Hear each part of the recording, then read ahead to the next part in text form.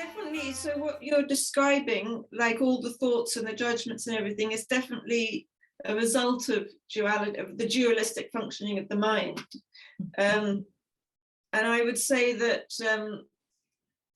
but the duality itself just starts with the sense, which isn't even always a kind of thought in words kind of thought, but the sense that I exist as something separate. So which is our ego, really. So like in the West, we tend to think of ego as, oh, he's got a really big ego, he thinks so much of himself, or that kind of idea. Whereas in this teaching, the sense of ego, the Sanskrit word is ahankar, it's more basic than that. It's more just the sense of I am a separate entity, which has a body and a beginning and an end. Because I'm this body, therefore I have a beginning and an end. So it's that, which is the mind. The mind is really involved in that whole thing. But it's really just the root of it. The root of duality is that thought. So if you think of the ocean, which like analogy we use a lot, when a wave comes from the ocean, if that wave, because it's in that form, thinks, oh, I'm independent, I've got my own existence, I begin and I end, I'm the best wave, or I'm such a small wave, you know, whichever it is, it could be either. Yeah. It's that sense of I exist separately, when it doesn't. It's just water. It's just a kind of movement of water, a form of water that comes and goes. Mm. So if we think of the underlying oneness as that ocean of pure consciousness, then within that, the consciousness, like in deep sleep, it doesn't have a form. No. It's just pure consciousness.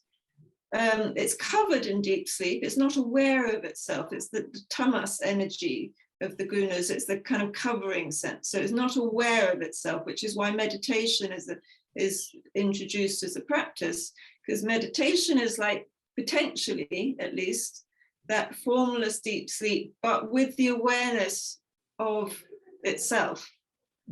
So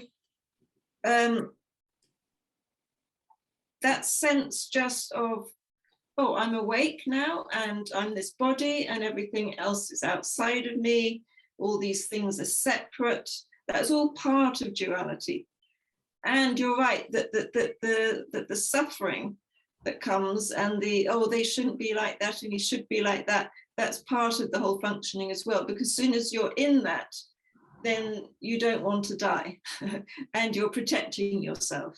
And then you're coming up against other people who are also not wanting to die and protecting themselves.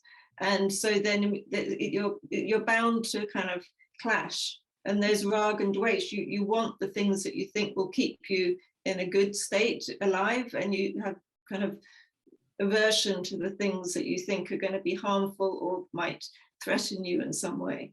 So all of it is wrapped up in that sense of I'm separate. So when that sense I'm separate dissolves back into consciousness, all of the rest can actually function. Like all of the rest of you're going around your day, you're doing your job, you're interacting with people. Yes, maybe your mind gets annoyed, maybe your mind feels happy, but without the sense of I'm located here in this separate body. Which of course is, it might seem like a big leap in some ways, but in another way, it's just describing what reality is already. but we're a bit caught by this sense of separation. It's strong. It's not just an idea. It's a kind of, it has a force. So like here it says as a dualistic force, it has, you know, like a wave might have a force. It carries that energy with it. It can be the same. Yes, but in a way the work is, rather than kind of already accepting but I'm somebody who shouldn't have this force, and then trying to work on that level. What we're doing is observing, oh, I'm actually the observer of this force. I'm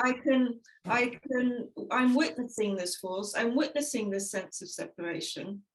I'm witnessing all of this. So what does that actually really mean I am? And then when we do that, we come back to our status as the pure observer, the knower.